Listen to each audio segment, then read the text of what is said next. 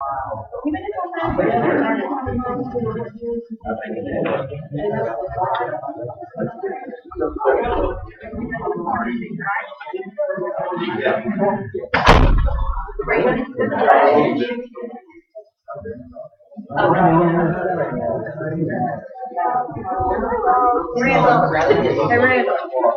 you know our meetings like right before the budget today. No,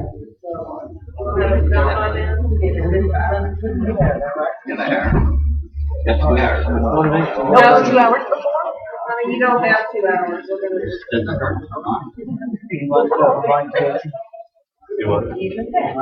give you 20 minutes. I'll spit out the gum now before you forget. No. It's not. To me? We'll get it another time. We got there's one tonight.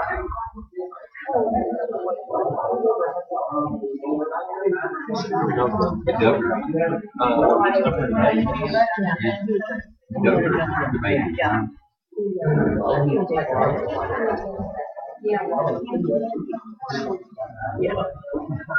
Cool.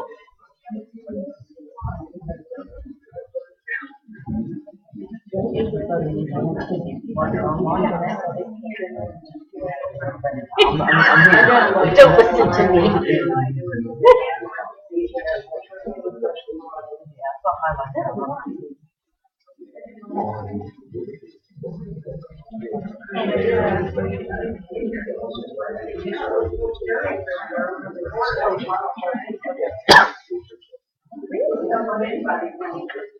I know you like that.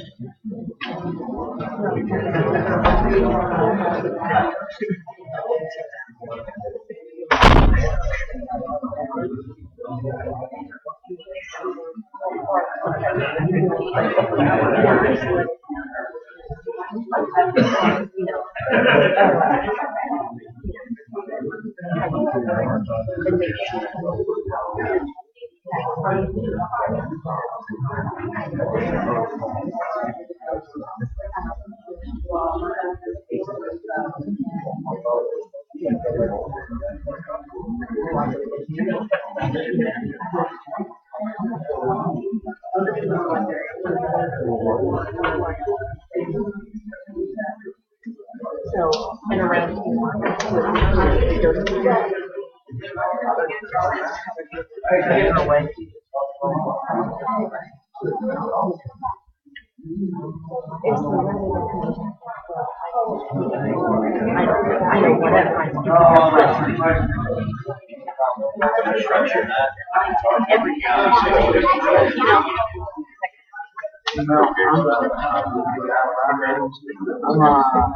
Before we get started, folks, we'll do a little housekeeping. If you've never been to the City Hall, certainly welcome you this evening. In this corner, you have the women's restroom, and in this corner, you have the men's restroom. We don't want some of you to get those mixed up. We'll certainly make that announcement. Domino's does deliver. They literally delivered many pizzas here just a few minutes ago, so I think there are going to be a pizza break. Is that what we're anticipating? Yeah, that one.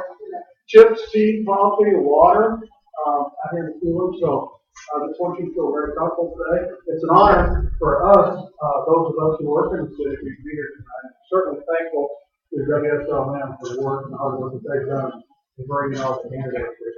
Before we get started, I'd like to go around the room and recognize some of our city folks that are with us. An important cog in the wheel of city government, and all the way in the back, in the hover round, is Pat Bursinger. She just had foot surgery, so we're glad that she could make it, and her unsung hero of a husband, Joe Bursinger, everybody knows Joe. Wally Turkhorn, who's getting ready to turn 80 years old on Sunday. Let's give him a little round of applause. And then Councilmember Dan Lipke. Dan, raise your hand there. Dan. After that, we've got two of the most important guys in our city government, of course, the police chief, and Troy Gary is our police chief, and then Tom Day as our fire chief.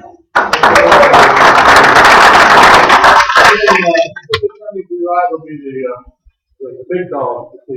All right, so again, it's an honor to have you all here. Thanks for being here. Certainly an honor to have you here. We appreciate your time. It's great to turn out and discuss the issues that are so important. Thanks for being here, and good luck to all the candidates.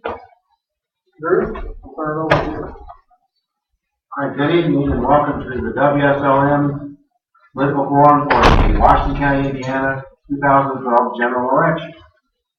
And tonight we're basically going to have various candidates. I'll be asking them questions, and they'll be presenting their views both to you here as well as to the listening audience, and also being digitalized visually somehow to the camera there, so it's being recorded in several different ways. And restrict the time or whatever before we come out. Basically, the order we're going to go in tonight, we're going to have the clerk candidates first. Then we're going to have all the commissioner candidates for both districts up at one time. Then we'll take our break, and they do have quite a spread of refreshments in the break room off in the southwest corner. And after the break, then we'll have the county council candidates come up.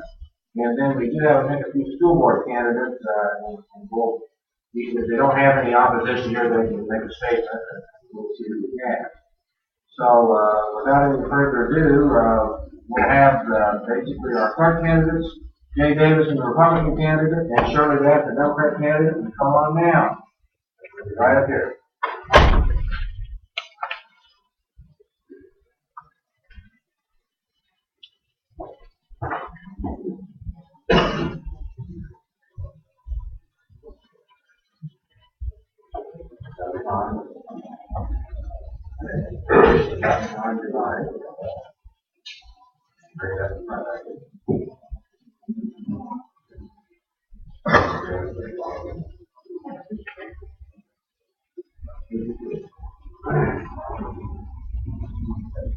Okay, our format will be is I'll have some questions, and each person will have a chance to answer the question, and they'll have up to 2 minutes. One enough, and then if either candidate wants to have any sort of rebuttal or rejoinder to what the other candidate said, we'll give them a minute for that. These are your candidates for what we can call the clerk of the circuit court, and now we have both clerk of the superior court we have them in here, they're the clerk of the courts. So we'll go ahead and get started. And first of all, we'll just have our candidates introduce themselves to both the audience here and listening on the radio. And so, Mr. Davis, we'll start with you. Just tell us a little bit about yourself, your background, and what qualifications you have to bring to the office of clerk of the court. Hello, my name is Jay Davison, and I am a Republican candidate for clerk. I have spent the past 12 years of my life dedicating my time and energy to community service, mostly through my service in the military. I have deployed in various locations around the world, both in combat and humanitarian capacity, which have exposed me to several once-in-a-lifetime situations. These opportunities have offered me a new sense of the understanding of life, meaning, and priorities. I've spent hundreds of hours studying the art of leadership through the military, continuously striving to build upon my own personal experiences and developing myself to survive and succeed in any given situation, and as well as learning to do more with less as our budget becomes slimmer and slimmer in the military. My platform is based off of 3 key fundamentals: accountability, customer service, and trust. All of which do not degrade my opponent or her performance over her tenure. Rather, they are ideas that will build upon the groundwork that she has laid and will continue to better serve the residents of Washington County. These basic concepts are key ingredients to running any successful business or operating any successful operation. which is exactly how I see serving in public office. Accountability and keeping operating costs low, customer service that is going to serve every customer and its needs in the best manner, and developing the trust in those customers to serve them in the most efficient and with the highest quality available. Those three fundamentals in conjunction with my 12 years of proven leadership experience and my vision for the use of available technological advances give this county the best choice as your clerk. And it's an honor. I missed that. Just tell us a little bit about your background and your qualifications for the office of clerk of courts. Thank you. I have been with the county since 1986 and offer a lot of experience being in the clerk's office and also serving 2 terms as county treasurer. And I welcome another 4 years to work with both courts, and also our office reaches out, of course, to not only city government, but other departments within the courthouse, and to many, if not all, at some point in time, touching the lives of each voter who's resident of Washington County. Thank you. We're here because there is an election in November, and one of the major jobs of the clerk of courts is running the county elections. So basically, with that, I'd start with you. The administration of elections, what type of changes do you see that are coming, and what type of changes would you like to make in the administrative elections? Well, as we alluded to, money is always a factor, and something that I would look forward to trying to put in place in this county would be vote centers. But it is a costly measure up front, and we do have some problems with internet service that we have to take issue with. That hopefully will cut down on the number of workers that we need for election day, which is getting harder to fill each time that we have an election. And we have taken steps in utilizing a new voting equipment that has already paid for itself. And I try to do as much in-house printing of forms and getting things together for the election workers, and also providing information for the voters.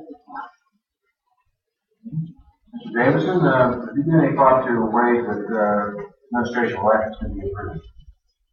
Well, I will agree with Shirley on this one. I think voting centers are an idea of the future that are being implemented throughout the state currently, and I believe that it's a more efficient way to get the voters to the polls. It's certainly more convenient for them. One of the struggles that Washington County does face is the infrastructure with the internet connectivity. But it has proven in several counties around us, Johnson County being one of the premier locations for voting centers, where they haven't implemented that, and it has shown to be very cost effective.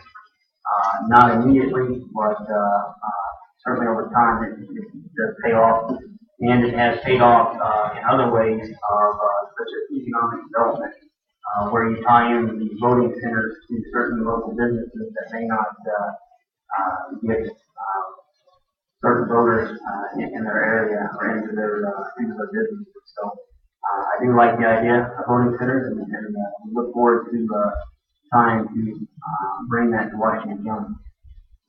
I'm going to go off script a little bit here, but what is a voting center? Using that term, what are we talking about? In our county, it's divided by population. In our county, we would have to have a minimum of 3. My idea was to have at least 5. And you can be anywhere in the county and go to any one of the voting centers and vote. As of course you know now, if you live in Salem, you have to go over to the Armory to vote. If you happen to be maybe in Campbellsburg or Pekin the day of election, you would be able to get your precinct ballot and vote that day. So a voting center basically then, you wouldn't have to go to your particular precinct, but, Correct. Mr. Davidson, I'll ask you this question and address it both of you. One of the clerk's responsibilities is the maintenance of all the public records that go through the courts and other types of records, and they're required to be preserved basically for research as well as history. Do you have any ideas about how we could better restore and preserve our public records? Well, I believe that going with the idea of technology and making things more convenient for the residents of this county, obviously digitizing all the documents to preserve them in case of fire or water damage would certainly be a key tenet for me to pursue. It also cuts down on the space of the storage required, and it makes it more easily accessible for the residents as well. Pat, how would you address the issue of improving storage preservation of the public records? As Jay said, those are the things that we are considering. I've been looking into a purchase of a scanner that would scan any five books that we have and be able to put them on the latest technology. Whenever we start that process, we have to make sure that it's approved through the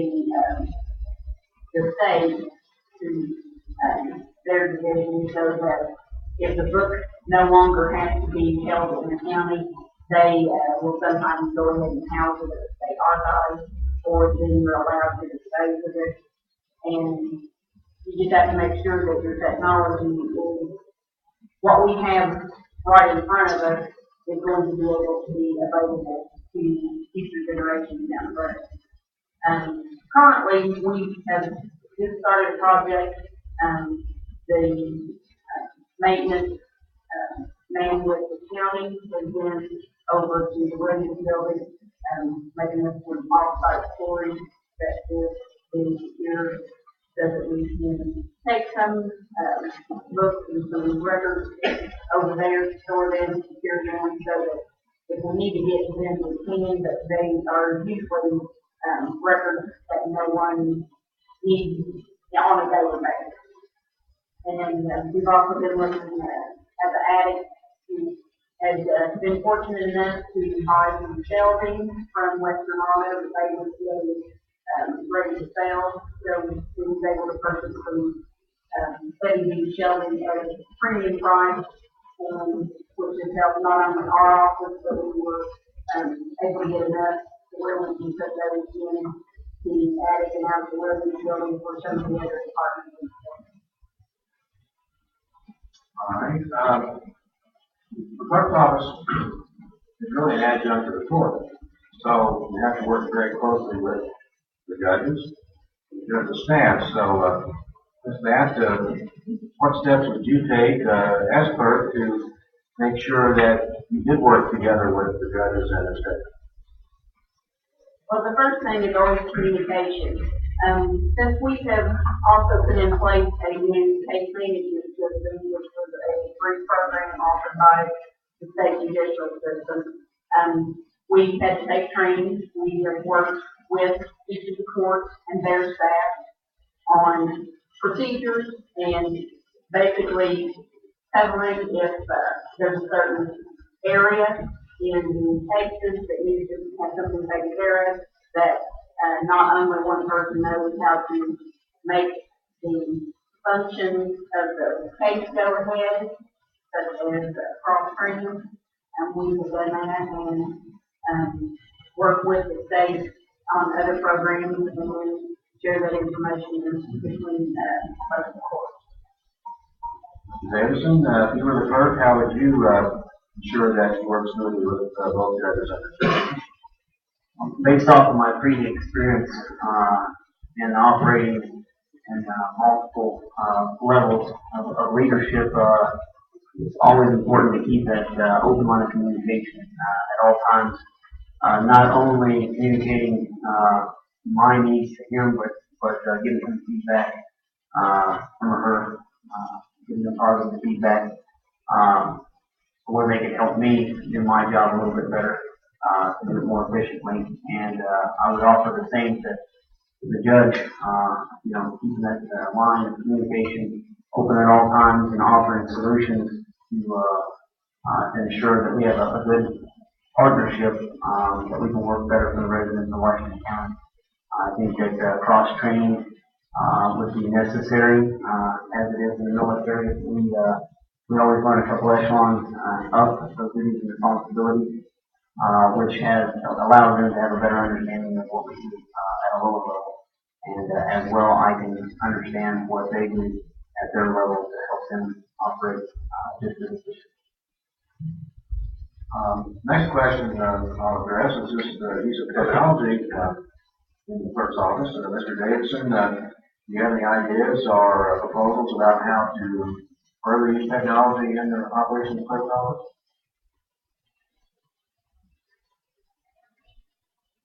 Well, I don't know what their equipment on hand is currently, but certainly an assessment upon getting in the office would be to assess the equipment that's on hand. Is it feasible? Is it efficient?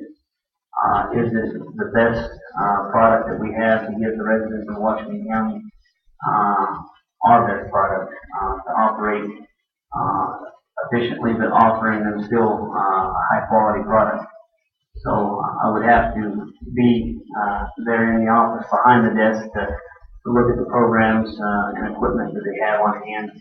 I do think that the digital world is going to allow us to operate more efficiently, and I know that there are current issues with the maintenance of a lot of that equipment, so I would also take that into consideration.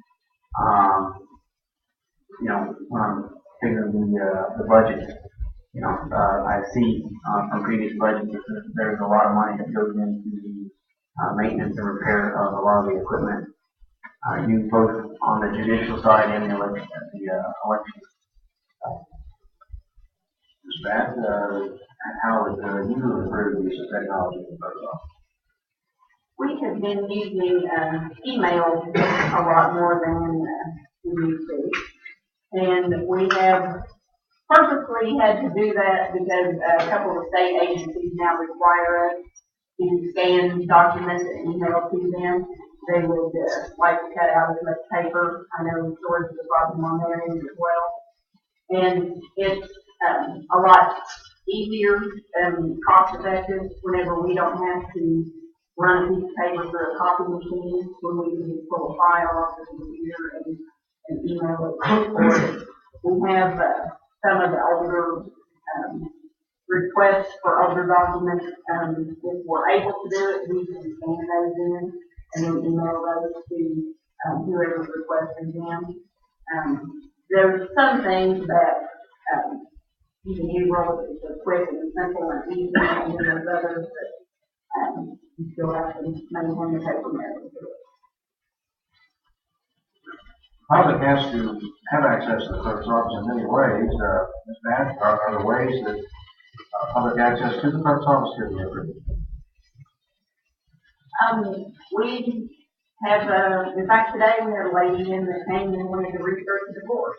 So she came and explained how the books are set up and how she can research them, and was there for 30 minutes or so. We have tried, and we've had time over the years to make some databases for a couple of areas that we have a lot of requests for, which is a lot of marriage license, in which we have a program that we went on in 2006 or 2007, where we can go online and actually pull that information up. We have a database on the divorces with the past probably 14 years. There's various things. Mr. Davidson, do you have some ideas of how the public can have better access to the clerk's office? Well, as I've been traveling door to door some of the voters have talked to me about access to some of the products that the clerk provides. And, one of those things is simply this, life's high-paced these days. People are working first, second, third shifts. The hours of the clerk's office aren't always convenient for them, and sometimes it puts them in a bind. So I think that it would be absolutely necessary to seek alternative methods such as accessing that information via the internet. I would say that I wouldn't go 100%, not even 90%, towards just the internet option, because I like the face-to-face interaction that's offered. There's a lot that's lost in email. You spoke of email. There's a lot that's lost. You can only get so much out of written words, but you can get a lot more face-to-face. So I think that it's important to balance that and offer convenient resources, time, anything that's going to be easier for the busy citizens of today. All right, then just the last question, and I'll ask you basically to give your elevator speech. Just 1 minute or less, what's the most important issue facing the clerk, and why are you the person to elect? Well, I think the biggest thing facing the clerk's office is obviously a budget. We face, on a federal level, we face huge budget issues, and those are only going to trickle down to the lowest level sooner than later. We're seeing that, every election cycle, we see that coming closer and closer. So I think it's going to be important to have somebody in there that has the experience, the leadership experience to do more with less, and yet still offer the same high quality and efficient product to the citizens of Washington County. I think that it's going to take someone that has ideas, that kind of think outside the box, and never forgetting why we're there in that office. As I said, I've served 12 years. It's been an honor to serve in the military. Love every moment of it. But I think every person has a road we travel, and there's times to get off that at a certain exit. And I feel right now it's my time to exit the military, but still continue to serve my community in every capacity that I can. And I think that that's what the clerk's position will offer me. I think that I have a wealth of experience and knowledge to offer the residents of this county, and I look forward to it. That's what's the biggest challenge facing the clerk's office, and why you the person to elect? I would agree that there is always the money budgetary problem, but that's every county that you hear across the state of Louisiana. We had an opportunity last budgeting where we could have kept one of our staff on full time, but the council had asked if we would be able to go to a part time. So we said we would try it and see how it went. So far, we've been able to keep up with the caseload as well as the election end of it. We have had to have some help with elections. We had, I think, 26 that came in voted yesterday, and I think we had at least that many or more in today. So that's another issue that I know not only our office faces, but also a couple of the other offices. You need seasonal help, and it's hard anymore to find someone that wants to come in and work for a few weeks and being able to train them. I've been fortunate that the staff that I have has been, majority of them have been with the clerk's office for several years, and feel that we offer the most experience and the most workability with both the courts and with the public. Ladies and gentlemen of the audience and the WSMR listening area, these are your clerk candidates for Washington County, Indiana, General Election 2012.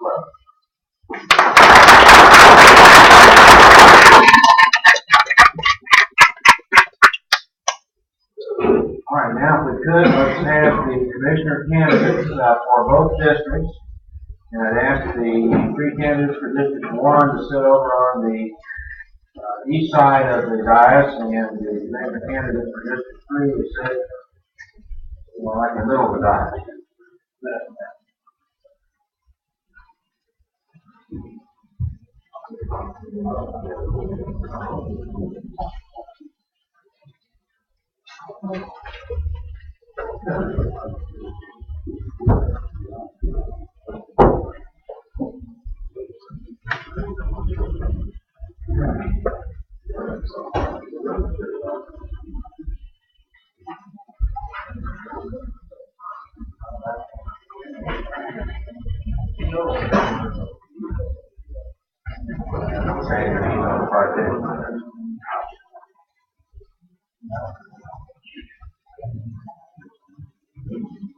Now, when it comes to your title, that's going to be slide the mic over to Joe Larson.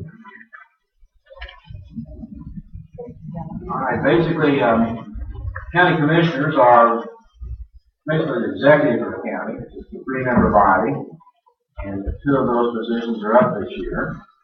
And District 1 is basically simply the eastern third of the county. District 3 is basically the western third of the county. And even though the commissioners have to reside in the district, the entire county votes for each commissioner candidate. So we'll start on the far left and just have each candidate introduce themselves, tell us a little bit about your background and what qualifications you bring to the office of county commissioner. So start with Ms. Martin. I'm Robert L. Bobby Martin, and I lifelong resident in Washington County. Dad served on the city council for 20 years, and been around here all my life. I intend to try to get this position as best I can, and I'll just 100%. I'm Bill Marshall. I'm from Martinsburg. I'm seeking the office of Commissioner in the Republican Party, 1st District. I'm asking for your vote to support. I'm a lifelong resident also. I feel like it's my time to try to help the county more than I have. Just introduce yourself. I'm David Norton. I'm running for First District County Commissioner. I'm a Libertarian Party official. And all my life in Washington County, Commissioner of North, except when I was at the University of Tennessee. Hello, I'm Rhonda Green, and basically I've been married to my husband Max for over 20 years. We have two huge handsome boys, Ian and Noah. I've owned my own business for, once again, over 20 years. Currently, I'm busy with not only this, but we're going to have our base candle store at the Green Tree Mall this season again, opening November 10th. So we're making stuff for that. And, filming stuff for Indiana Crowd because we also own it also.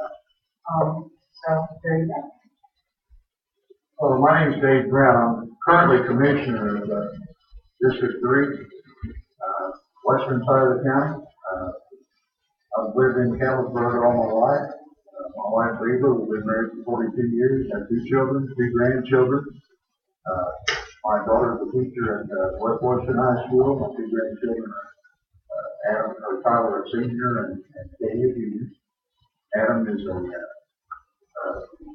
teaching instructor at Paola High School right now, my son Adam, and my daughter-in-law Ashley. And, we all live here in the county. And we know there's a lot of issues that face this county, and I think that I ran 4 years ago on honesty and integrity and accountability, and I don't think I failed the county. And I plan on keeping that up. I plan on going the same way. Hi, my name's Byron Green. I live here in the county with my wife for 38 years. We have 2 adult children, 4 grandchildren. a past commissioner. I also have 7 years of experience in the highway department, 2 years as deputy foreman. I'm running simply because I think that we need to address the situation with our budget and run the county in an efficient manner as possible. All right, first question then I'll ask, and I'll start with Mr. Green, and then each of you can address the question. Historically, the county commissioners, their main job has been managing the county road system. And so, county highway funding is always challenged. So, Mr. Green, what ideas do you have about stretching the county highway dollars to get the most bang for your buck? Well, I'm the only candidate here that has highway experience, and I said I have 7 years of performance, so I'm aware of the conditions of the county roads and in the manner in which we need to take care of them. What we need to do is to maintain the major thoroughfares as possible in an efficient manner, and I know as much as everyone would like to have a highway, it sometimes is impossible, and sometimes we're blacktopping roads that might only have a very limited number of houses on it, and that's not an efficient way to spend our tax dollars. We need to use that in any manner we can to gain more efficiency. And these limited areas like that, we can use other methods such as cheaper soil. Brown, how would you help stretch the county highway dollars? Right now, we're in the process of looking at new systems. For the past 4 years, I really hated to say or hear the expression, well, we never have done it that way. Always, that it might be time that we try some different things. So we're doing some different things. Back in the spring, I was really concerned about all the cracks in the county roads because I know in the wintertime, water gets in those tracks and it freezes up and raises and it tears the road up. So I got with Kimball and asked him to come out and put a heavier type solution. I didn't know there was 4 types of oil that you could actually purchase, but this is one that sets up real fast. And thank you, Rhonda. Rhonda came out and filmed the whole thing, so it's on Indiana Proud if you would like to see that. But we done a mile to see what happened, and it worked. When the rain came, you didn't see the wet streaks in the cracks or anything. The water actually ran off, and we plan on doing that. Instead of $60,000 a mile to do that, it cost us $1,850 a mile. So that worked out real well. There's another system that we're looking at now that we'll be meeting with Orange County residents. And I think anyone that's been in Orange County probably has drove over some of those roads. They look kind of rough with some chips in them. But as traffic goes over this, we found out it hardens up just like blacktop. So we're looking at that system. And today, with the oil prices and everything, it costs now in the county around $60,000 per mile of road, which is just way too much money. If this system will work, we can take a look at it. And it's working in Orange County, and I don't know why it wouldn't work in Washington County. It'll cost us $9,000 a mile to lay these roads. And I just think that this will be a big help for us all, and we'll be doing that real soon. I mean, do you have any ideas about how county highway expenditures could be stretched out? Well, I mean, I thoroughly agree with David Brown, and that's why I went out and videotaped the thing,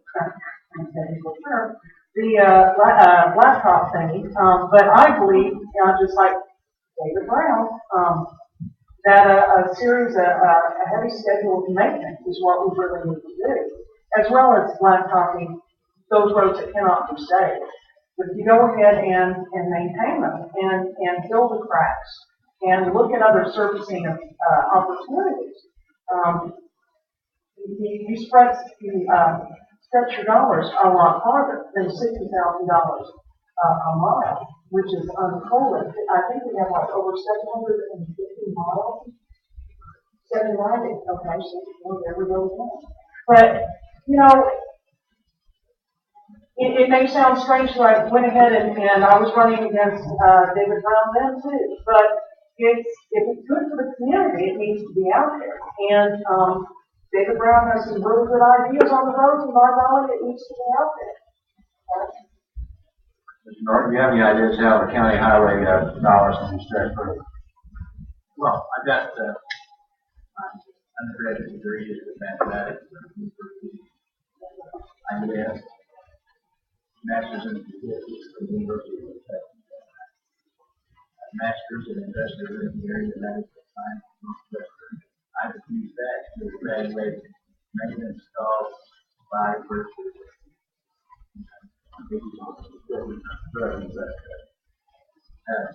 net present value is economic measure to judge, the different projects, save the most money in the long term and look at projects around other similar projects, not just for how much it costs now, but how much it costs later. Other use that management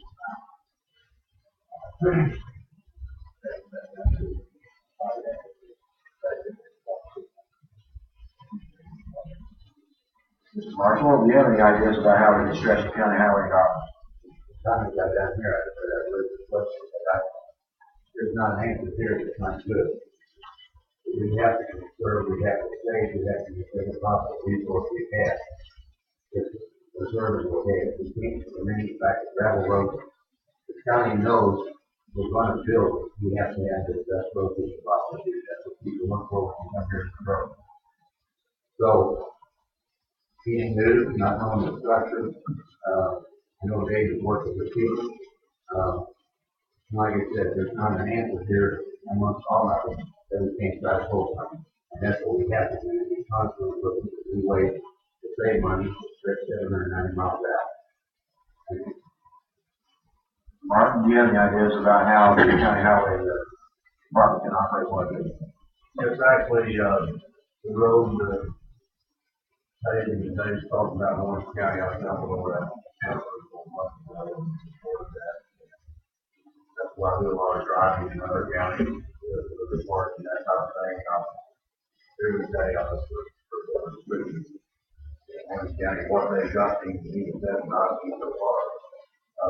The main thing I see going on is blacktop, because you're going to have to have new equipment for the people that want to lay the sports and stuff with the equipment. So in the long run, I don't know if it's saving money or not, but I have to fix that. But the main thing I see is the blacktop is put down on the foundation of the top 50 blacktop.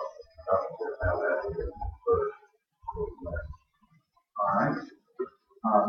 Martin, we'll start with you for the second question and work our way back. And right now, of course, Washington County is in the process of passing a zoning ordinance. And one of the issues is confining animal feeding operations. Eventually, the Planning Commission will send something to the commissioners in the form of the ordinance. Mr. Martin, how do you think the county should regulate confining animal feeding operations? I don't know a lot about it. I've been, like I said, been going to these specific meetings in March, and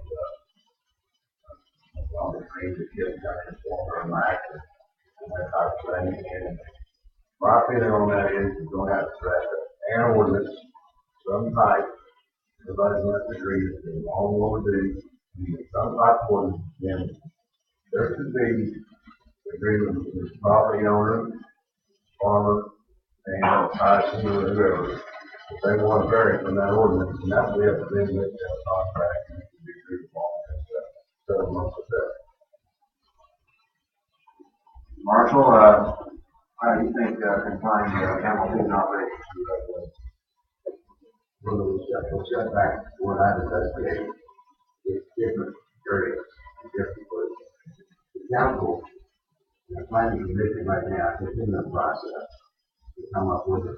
Both sides have to come out like what it says. It's an agreement, but it don't have to be a factor.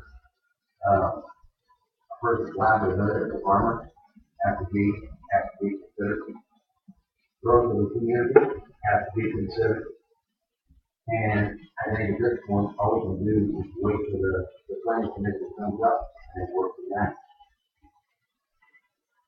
Mr. Norton, how do you feel about regulation of confining animal feeding operations? I think there's a problem with animal, confined animal feed operation.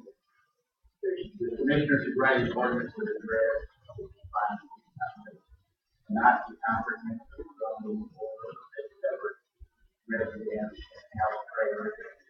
Every piece of property, every system, killing a gnat, got too much for some small problem. The ordinance should be as narrowly directed as possible. And if I'm elected commissioner, I will vote against the zoning ordinance. And if it's voted in before I'm elected commissioner, I will make a motion to repeal it. Okay, if there's a problem that should be addressed, we should not duplicate the December session. I'm not sure that the county that we can do better than what the state has. And we're not addressing the problem. The problem is the smell of church. Then the regulation or ordinance should be about volatile organic compounds or the parts of the ammonia. And not the size of the building and how far it is from the property line. If the turkey house stinks, it's going to stink for 2 miles away. If it doesn't stink, it's not. It's going to be terrible from 200 feet. We're not equipped as a county to address these issues. If there's a problem, it needs to be Steve Davidson to say, hey, you're not regulating turkeys the way you're regulating if there's a problem. But from some of the testimony of the planning commission, a lot of people have said that chicken farmers have been done last week. But they said that really there has been, I think there's one lawsuit in several county areas. But there's problems with neighbors. But usually, they work things out in the kitchen and take care of problems and go to the lawsuit. I think these things for hundreds of years without this. And, centralized, top-down government regulation of people's jobs. After Christ. You got a clear difference between me and my own. Mr. Green, how would you approach regulation of confined animal feed operators? Okay. My whole thing, my platform is open, honest, accountable government. And and we've seen really, just to put it nicely, silly things happen, like losing our hospital and all of that kind of stuff. And what we're finding now is that the land use planning board is, shall we say, getting silly. They've been trying for the last 10 months to put forward not a regular setback for a CAFO, but a reciprocal setback, which a regular setback is a CAFO, chicken house, turkey house, any other confined feeding operation has to be set back a certain amount of space. We'll just go ahead and say 400 feet. That's the state thing for chicken houses. So it has to be 400 feet from its nearest neighbor's home. It can cross over on the property, it can do everything, but it has to be at least 400 feet from a home. With reciprocal setbacks, once again, it's been in process for 10 months. Reciprocal means that within that 400-foot setback, even though it crosses over on the neighbor's property, that neighbor cannot build on that land that is within the setback. Okay? That's, but the cable operator can build on his own property within that setback. And that reciprocal has been on there, once again, 10 months. And we couldn't shake it. And that kind of thing, if it was put through, and it's still on the docket, so to speak. If it's put through, it'll be traumatic and abusive to not only the neighbors, but anyone who has a CAFO, whether it's established or not. You put hundreds of thousands of dollars into a business that's supposed to support your family, and how are you going to go over and walk over to your neighbor and say, you can't build on your property because I own this business over here? The backlash would be traumatic. And so, it's taken Max, David Norton and I to really kind of turn the head of this organization and say, look, you really need to drop this. And when it takes such an effort to turn around an organization from pushing forward and promoting an ordinance that would tear our community apart, then there's something wrong with the organization. When they break the law to have secret meetings, to keep this reciprocal on there, there's something wrong with this organization. So, my thing is, it's not really even the setback number or anything sort of that nature. We have to have open, accountable government. And if a board goes rogue, like the Land Use Planning Board has, because I've experienced a lot of political pressure, not just within the meetings, but off to the side and around the corner. When it goes rogue and is not accountable to the government or to the people, then we have a problem. And that needs to be, things need to be looked at and fixed. So that's where I stand on reciprocal and land use planning and that kind of thing. Brown, how do you approach regulation of defined animal operation? To begin with, I'm not a farmer. I live in town, live in the community. So I was at the planning commission meeting probably a month and a half ago, and it got very heated discussion. We need to take a look at, I'm not so sure there is a solution. I agree with Rhonda on one thing. I disagree with her on a lot of the other stuff she just said, but I agree with her on the one thing that reciprocal setback is not the answer. I do agree with that. I think that there should be some footage. I think there should be some measurement going on, but I don't really know that there is going to be a correct solution to this for either side. I went visiting some operations here in the county over in my district and took a look at them. There's some things that we're not looking at other than, it seems like that people that don't have the CFOs, their main concern is the smell right now. The ones that do own them, their main concern is that they can't expand because of the footage dimensions. And after looking at 3 operations, and I've still got some more out north of Campbellsburg to go look at, I think because of the difference in terrain, the difference in water flow, or just so many differences, I think that it may have to come to the point to where the county building commissioner and the planning commission may need to take this on a case-by-case basis. If somebody wants to expand, then they need to come before the commission and let's work this out with our neighbors or whoever. But reciprocal setback, I disagree with. Every decision that the planning commission makes, and I don't think the planning commission went rogue. I think they're doing what they're supposed to be doing. Every decision they make has to come before the commission. Without the commissioner's approval, it's not going to happen. But right now, with the CFOs, I think it's just going to have to be a case-by-case thing, simply because of the way the terrain is in Washington County. If we were up north of Indianapolis, where the land is flat, you can see forever, and it's all sectioned off, maybe there could come up with some type of agreement. But if you go north, in the northern part of the county, it's hilly, and then you get down to the south, and you get in the bottomland, it flattens out. So I just think it's going to have to be handled in more in that direction. And like I say, it's still got to come through us, so we'll see. Mr. Green, how would you approach the regulation of defined MLP operating? Well, I've been in the animal feeding business my entire life and in the agricultural business. The one thing that I think we need to realize is Washington County is an agricultural community. That's the first thing we need to realize.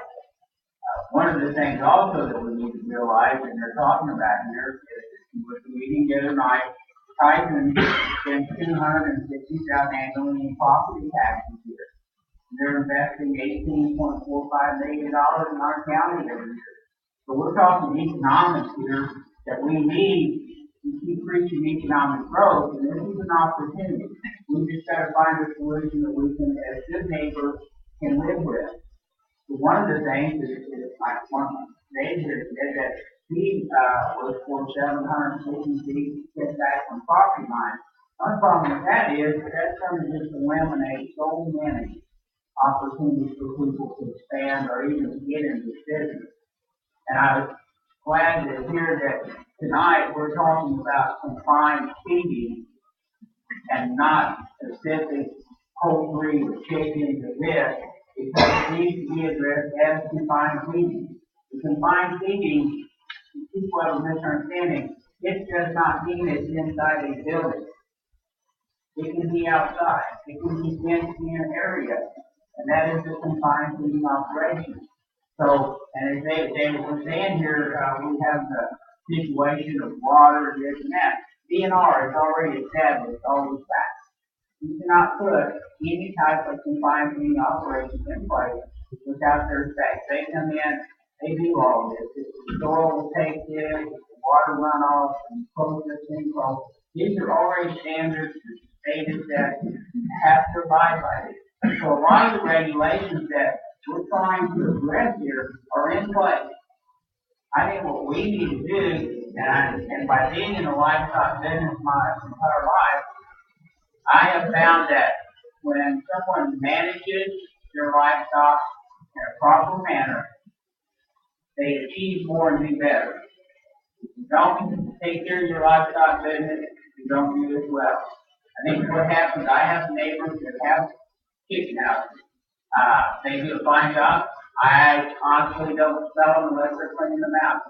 That's just something that they would clean them out. They gotta have over for a couple of days.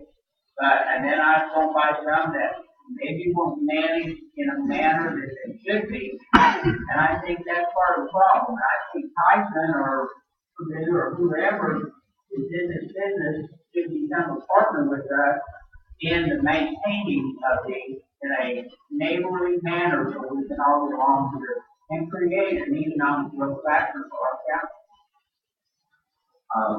I've become like Jim Lair, I've lost control of my format, so I would ask everybody to try to limit your answers to about 2 minutes.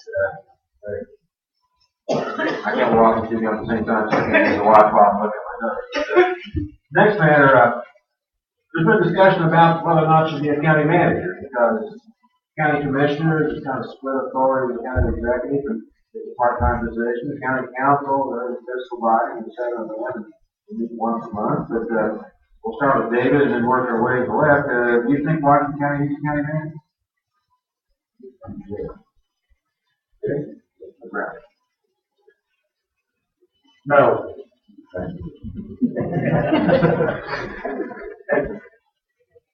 To me, we're elected to a position to manage this county. If you don't have time to do it, then don't run for office. We're elected to a position, we have department heads that are managers of those departments. If they can't manage their departments, they can get out. If you got people in there that can't manage that, that can't work that department correctly, then replace them. You know, it's time that, you know, if we're gonna manage, then let's manage. We don't need a case manager in here paying, and I'm gonna say this very conservatively because I don't think they're gonna find a case manager for $50,000 a year. That would be what they're thought. It would probably be more like 75 or 100. But you're gonna get somebody in here, they might save you a few dollars, but because, you know, they can, come up with different ideas or different solutions. Well, let's put our managers, let's tell our managers, you come up with it. You know, the county council said, okay, we want all the departments to come up with a 12% cut in this year's budget. And we asked them to do it. A lot of them did it. They wouldn't have done it if we hadn't asked, you know, but we need to start applying ourselves to that, taking time to manage. That's what we are. We're managers. And we need to be managing this county and not spending extra money and bringing in another head that's going to cost tax dollars. Jimmy, do you think Washington County should have a county manager? No, I think, that position has the potential of being, extremely powerful without being able to vote it out. Also, I've been already, promoting, connected community. The commissioners have already, said that they're going to do this, for less than $100. We can set up, free to next to nothing Google accounts, with a calendar that can organize and tie everybody together, as well as take care of the, website that already costs the county $2,000 a year. So that would be all included. So, as soon as we get that in place, that'll take a lot of, the disorganization out of the situation and hopefully cut down on work, and, everybody will know where everybody else is at. I will be having a Connected Community seminar on November 8th at, I think 5:30 or 6:30 at the Washington County Awareness Building. We're going to avoid the election, so I may be crying at the same, my boys used to say, you're crying, I may be crying when I'm doing this.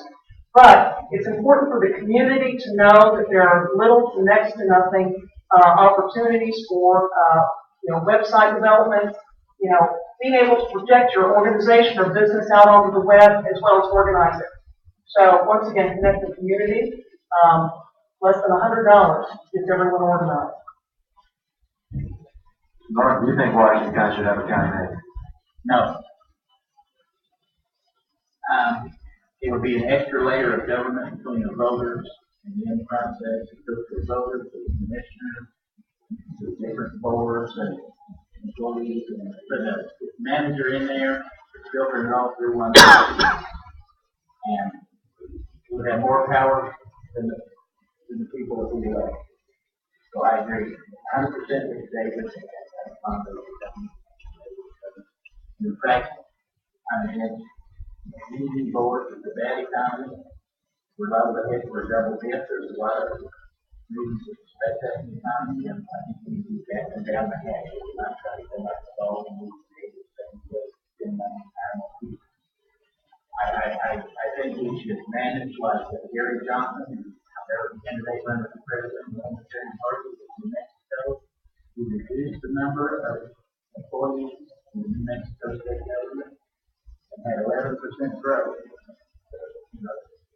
Very strong growth. I don't know if we're stronger than the country, but it's close. And we get it by attrition. You get fire in the business, you get tired. I think at least until time turns around and starts doing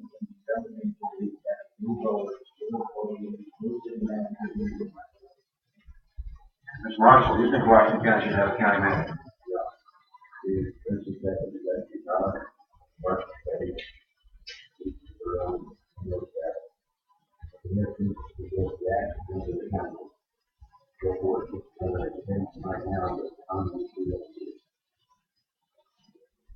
Mark, do you think Washington County needs a county manager?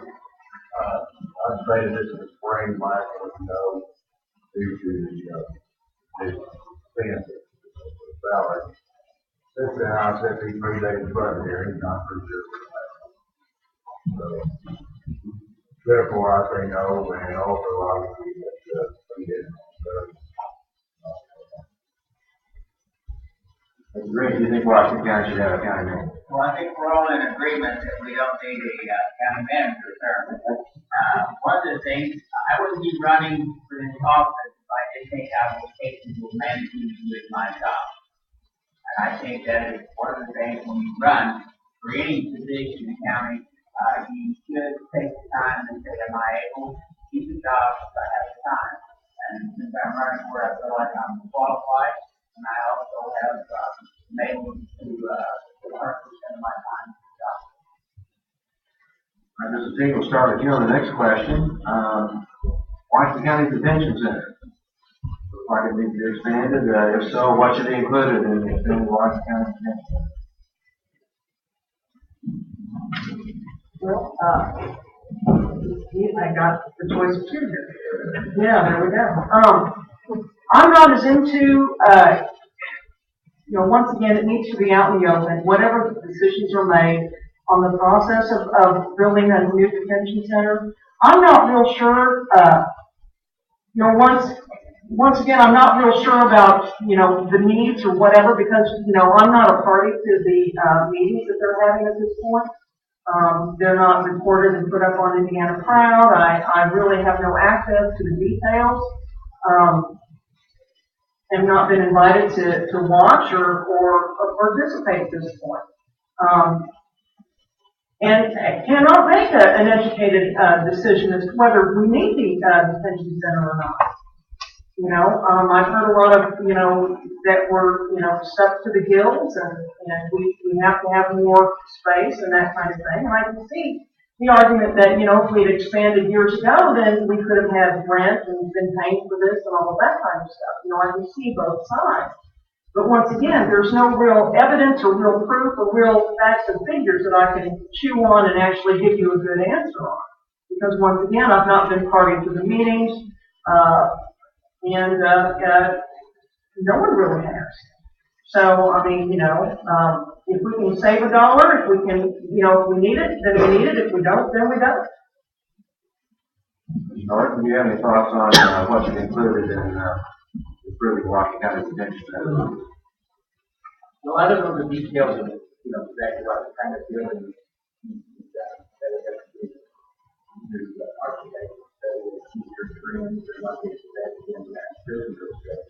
I have some ideas about it. I know last spring that they had the biggest drug bust in county history. That was all over the front page of the paper. And they, shortly before that, they were talking about they had gotten $16,000 for the police department for the asset force. And then a couple of weeks later, all of a sudden we need to spend $12 million on each day. And with 27,000 people in the county, that comes up about $500 for each man, woman, and child in the county. So, that drug bust may have cost, if a family of four, $2,000. Now, people cooking meth in their trailers or wherever, a danger to the community. And I understand that, but I'm not sure people realize how much money it costs and how much their taxes are going to do this. Now, it's probably too far along, and a lot of this is out of our hands. There's lawyers out there that want to run for prosecutor or judge on the Libertarian Party. If they want to arrest the sheriff as a libertarian, maybe we could only arrest people that are committing violence or theft or fraud, and the people that are not hurting other people, not go after them, and we can cut down on building new jail laws. I mean, we had to go this way. Not that long ago, in my community, they had to do law. But I haven't done that. Marshall, if it has to improve the detention center, what else should it improve? Well, according to the state, we have a certain number of people in the and we'll be able to do the number we have. You folks don't know that you go up there and try to accommodate 50 people. Right now, they're running about 70. So I think the board is going to have a problem. I question when I first got out there, so I started finding a house. Why didn't we go ahead back in 2005? The way it goes now, it's part of the thing we did. But the bond issue right now, it's probably low, interest rates are low, someone is going to cover the people that take everybody out. We will improve the curriculum we do at some of the things.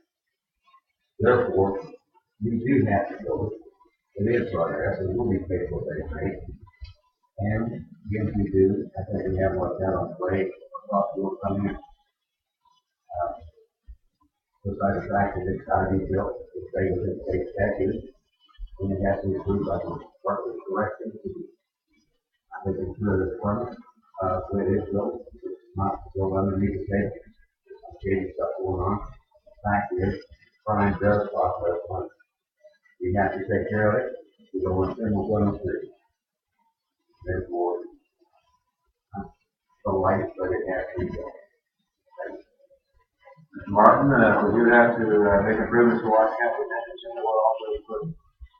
I'm with you on that. It looks like, going to our meetings, that there's a city, so then you state mandate or whatever, I don't know. They was one foundation to take that part over and, elected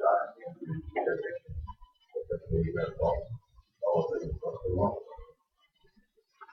Mr. Green, what should be included in a group like county convention?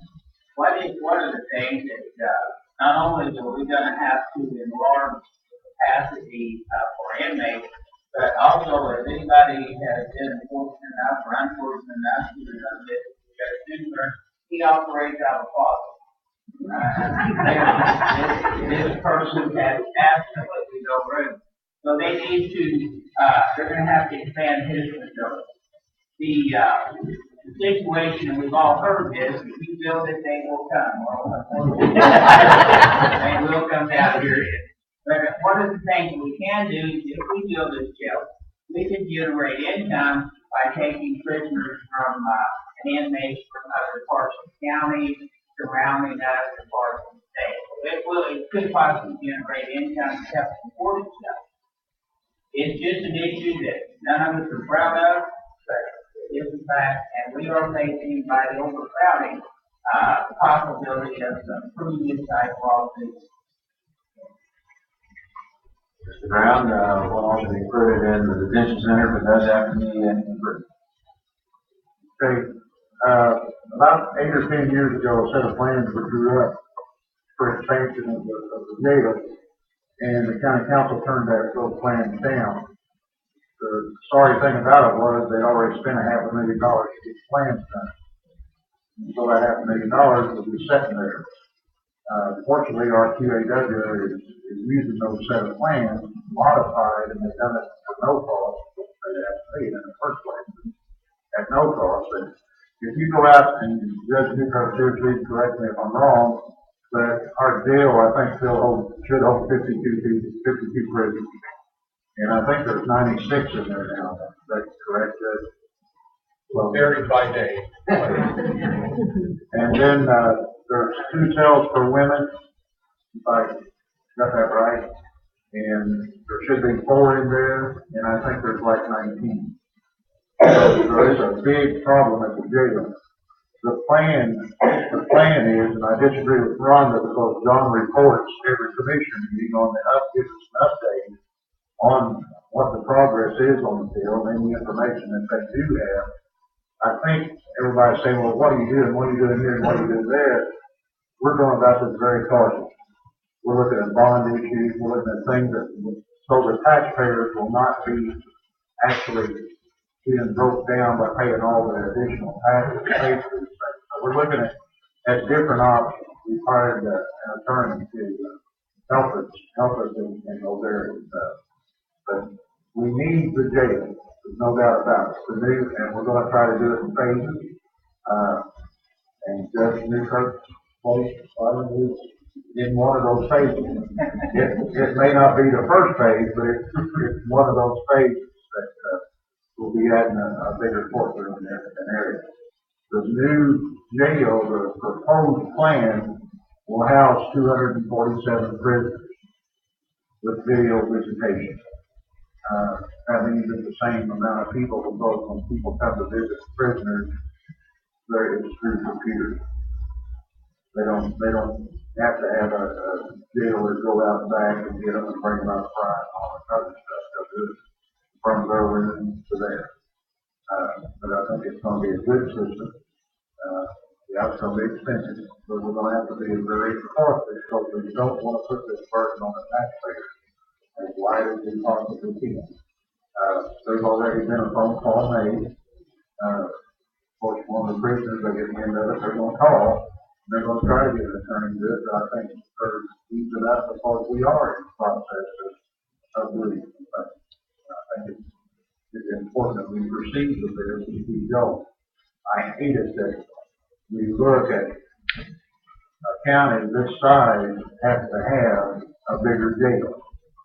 That's sad. That's sad. But if a judge orders, then we're going to have to start transporting prisoners down to the right number. Is that correct, Frank? And Say if a federal judge orders that. And if that happens, If that happens, and we have to take our deputies out there and transfer prisoners to other facilities, it's gonna average about $55 per day, 7 days a week. Plus the paying of the vehicles and drove time. But that's what we'll have to pay other jailers to keep our prisoners. Then, if they got doctor's appointments, we gotta have the jailer or the deputies go get them and bring them back and take care of that and then take them back. So the cost could be tremendous as far as transporting prisoners. This new jail, hopefully, Washington County won't fill it up, and we'll be able to transport some prisoners in from there and start those people. And that should make us a lot of money. I wish it was done, I wish it had been done 10 years ago. But right now, we wouldn't be too bad shape. All right, so the next question is going to be the last question, and Mr. Mark will start with you and work around, but, here is economic development. Does Washington County have a role in providing public funds and creating private sector jobs? How should it do it? Mostly not. I think the economic growth partnership has got a lot of money and done a better job of dissuading people from coming and attracting them to town. So I think the money would have been better spent on like everybody needs pavement, everybody drives on the road, the economy needs roads, farmers use roads, people drive to work use roads, that's to go to the stores use roads, and we can see what we're getting from that. Our party believes that the purpose of government is to give us security, against violence, against fraud, and to do the things that private, voluntary interactions with people like themselves. So, if you have a new jail for violent criminals, and we have to have roads, that sort of public thing that's hard to do on a private voluntary basis. But the economy is developed by businesses making decisions, hiring people, coming up with a business plan, and building things. And I think that school system and economic freedom has been studied that economic freedom and education are about the only two things that are correlated with economic growth. The other things are often sold, built, and buy this, and they put those things in. Have this thing or that thing that has to do with economic growth, stimulus, and not. Marshall, do you think the county government has a role in providing public funds to support the development of private sector jobs? Not local government has a circumstance to support the government that is funded. If there's money right now, as best as we are, I don't think we can take out the budget. But yet, small businesses that are starting up, businesses are coming. When they do come, then we do need to support at that point. But to go out and invest in the man, to go out and find companies to come in, is not working. So, yes and no. When business does want to start, we have an obligation through that company to help them all we can to go from there. And business will come as long as we continue our roads, continue our schools, and it's just a matter of time. But these economic balance we have to think. That's what we got to wait out. Martin, do you think Washington County should continue to provide public funds to help development of private sector jobs? What I learned about this spring is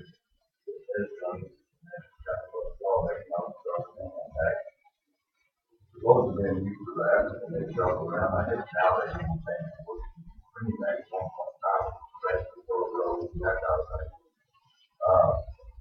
Looks like the previous plan, none of it worked, so I understand by what I said in the spring, and my opinion on economic development is you draw a paycheck in this county, economic development be on your mind every time you touch your feet before you work. used to be a person, got a very good job. Every day. Mr. Green, do you think Washington County could continue to provide public money to try to promote the development of private sector? Well, I'm not sure that they need to provide the money. I do think that we need to promote growth in our county anytime that there's a possibility. I think it's proven fact right now that economic growth comes within what we already have. And one of the things that is unfortunate right now, but we are spending more of our time promoting, in one event, county highway department, we're spending more money promoting Harrison and Scott County than we are Washington County. And that's very unfortunate to believe that the county government doesn't see fit to promote the businesses within. When this business is going to close, it would affect probably 300 or 400 people who lose their jobs inside the county. So I think what we need to do is the county government, when it's available, is use these businesses inside of our community.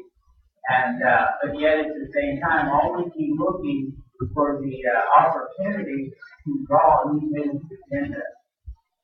Mr. Brown, do you think the county could continue to put public money into trying to develop the growth of private sector jobs? In the past 4 years, some of the most positive meetings that I have had have been with the Salem mayor, working together in a partnership of selling Washington County. You know, I think that's probably the most important thing anybody can do. The economic growth partnership needs to be doing the same thing. As far as putting more money into it, I think you'll see that we're cutting the funding. I think it's being cut because we're not seeing the solution to the problem. I understand though that economic growth the economy is really in bad shape right now. Companies look at us, but then they decide, well, we can save money if we move here, we can save more if we move there. It's really tough to go out and to bring people into the county, especially when you have a county that's going in different directions. If everybody would learn to work together on a lot of these projects, things would come about a lot easier and a lot simpler. And that's what I know the mayor is. Mayor Bowers is working with us well. We've really developed a good relationship over the past 4 years. And any chance that we have to bring more into this county, we'll do it. But the bottom line is to sell the county. We need to sell Washington County to other places. I think this is a great county, and I like living here. And, you know, and I've been in the service, I've been overseas and everywhere else, and I've not found any place any better than Washington County. I just kind of like it, and I'd like to see it grow, and I want to see that. And that's why I want to be on another 4 years, so I can help as much as I can.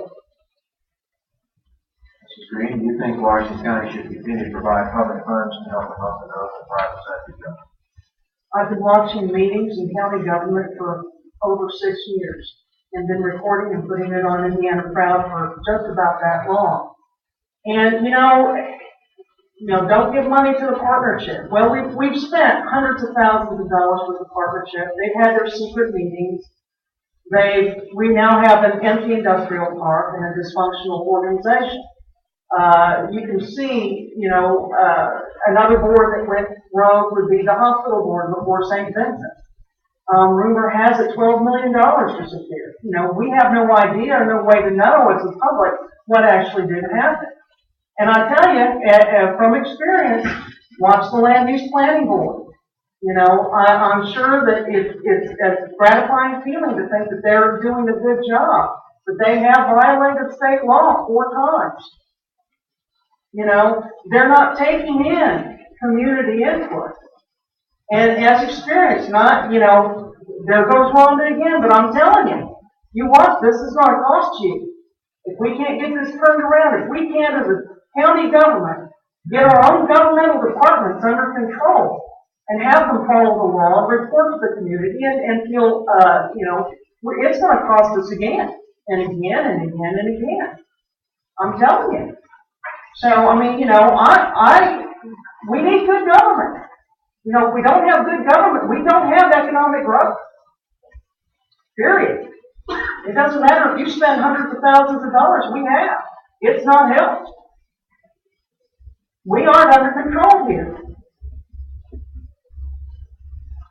Okay, ladies and gentlemen, you just heard from your candidates for Washington County Commissioner. And again, we have Bobby Martin, the Democrat candidate in District 1, Philip Marshall, the Republican candidate in District 1, David Norton, the Libertarian candidate in District 1, Rhonda Green, the Libertarian candidate in District 3, David Brown, the Republican candidate in District 3, and Brian Green, the Democrat candidate in District 3. These are the candidates. Thank you for attending.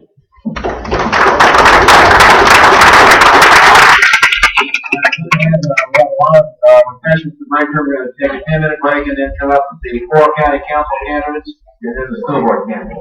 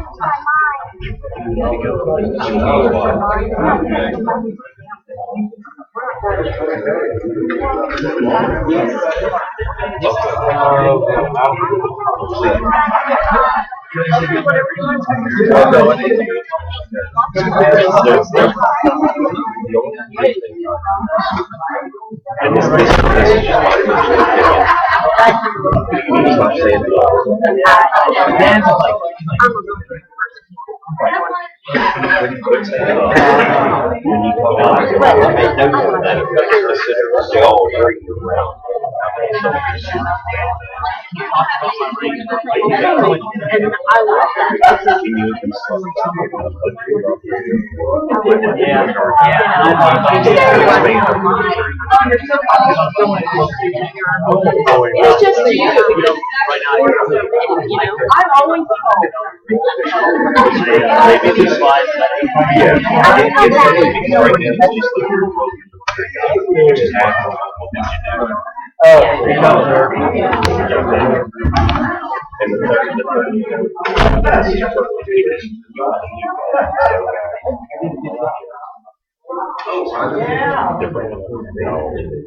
This is where you can just go off.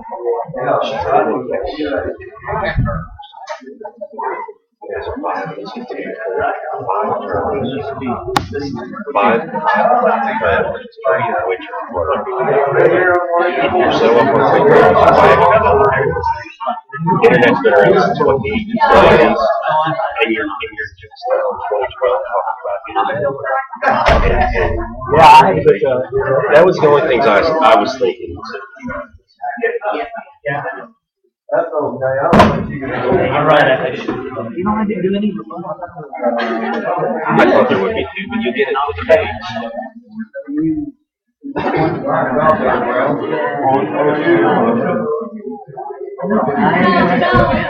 Well, that's, I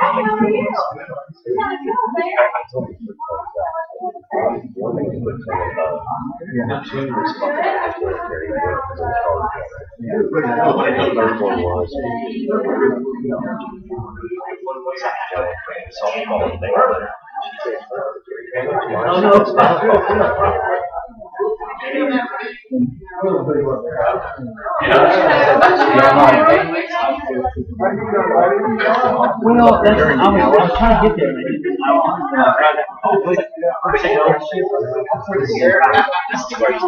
This is great.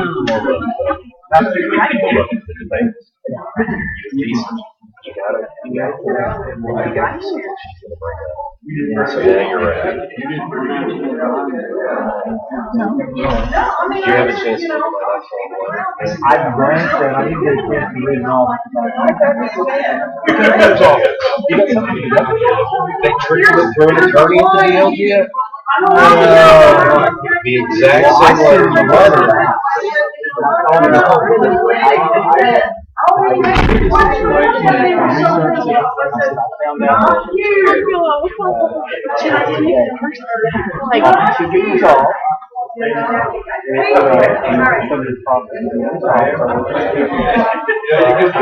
That's how I put it in. Yeah, I got it. What you think first. Yeah. And then I don't know. I need to do it too. Yeah. And then maybe another.